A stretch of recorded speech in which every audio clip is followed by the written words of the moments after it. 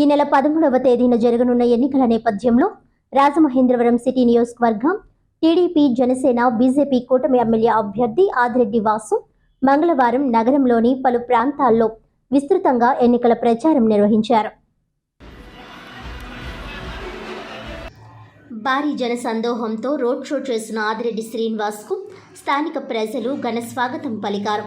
Road show ప్రారంభమైన 12వ division నుంచి 13, 14, 15, 38, 40, 41 డివిజన్లలో రోడ్ షో జరిగింది. రోడ్ షో ముగిసే రోడ్లన్నీ పువ్వులతో నిండిపోయాయి. స్థానిక టీడీపీ నాయకులు అన్ని ప్రాంతాల్లో పువ్వుల వర్షం కురిపించారు. అలాగే ఆయా డివిజన్లలోని మహిళలు హారతులు ఇచ్చి సాదరంగా ఆహ్వానించారు. ఈ సందర్భంగా ఆదిరెడ్డి శ్రీనివాస్ మాట్లాడుతూ అభివృద్ధి సంక్షేమాన్ని రెండు కళ్ళుగా భావించి చంద్రబాబు పాలన చేస్తారు. చంద్రబాబు ముఖ్యమంత్రి అయితేనే రాష్ట్రం అభివృద్ధి చెందుతుందన్నారు. జగన్వి నియంతృత్వ విధానాలని, వైసీపీ నాయకులు ఆయన విధానాలతో విసిగి వేసారిపోయారని అన్నారు. పదవులు వదిలేసి భారీ సంఖ్యలో రాష్ట్ర భవిష్యత్తు కోసం వైసీపీ నుంచి టీడీపీలోకి చేరుతున్నారని అన్నారు. కూటమి భారీ మెజార్టీతో అధికారంలోకి రాబోతుందని అన్నారు.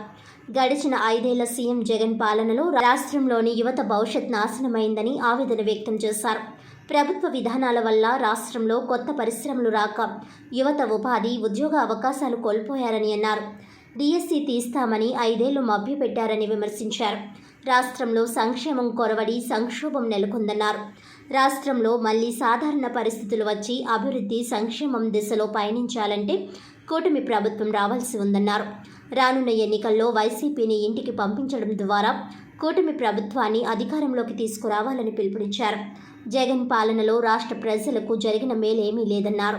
దోచుకో దాచుకో అనే నినాదంతో జగన్ పాలన కొనసాగిందని మండిపడ్డారు. ఎన్డీఏ కూటమి అధికారంలోకి వచ్చిన వెంటనే ప్రజా సంక్షేమ పాలన అందిస్తామని అన్నారు.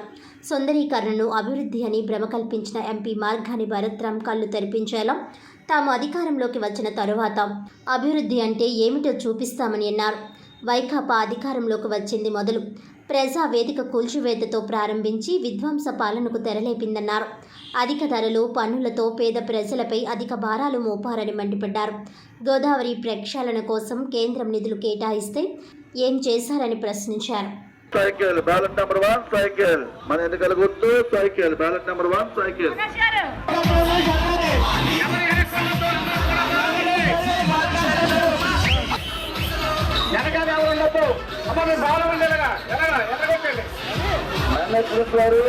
సపోర్ట్ చేయండి.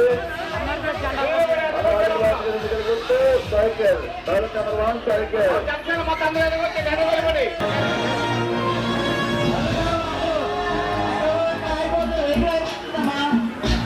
అమ్మా లేడీస్ అంతా ముందుకెళ్ళాలమ్మా, పెద్ద పెద్ద ముందుకెళ్ళాలమ్మా. అందరూ కూడా సైకిల్ అమ్మా బ్యాలెట్ నెంబర్ 1 అమ్మా సైకిల్ మర్చిపోవద్దు.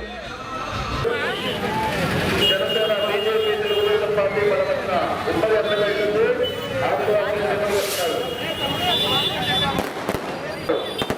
మన ఆదివాసి గారు మన ఎన్నికల గుర్తు సైకిల్ బ్యాలెట్ నెంబర్